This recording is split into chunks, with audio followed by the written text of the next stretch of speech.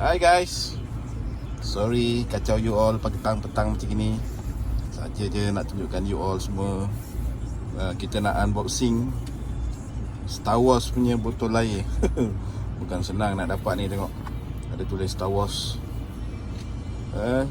Berada di cinema pada Disember 19. Original ni, Petronas je ada jual ni. Kat tempat lain tak ada ni. So kita tengok macam mana, kita tengok kat dalam dia ada apa, kan?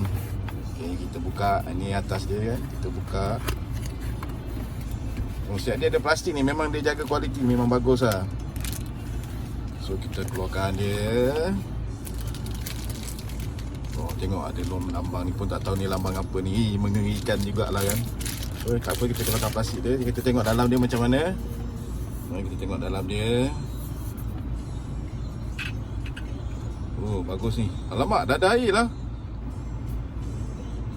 Ui, terus dah boleh minum ah. Ui, bagus lah. Jadi boleh belilah ni. Boleh beli ke boleh tukar poin ni dekat Petronas ni. Memang terbaik.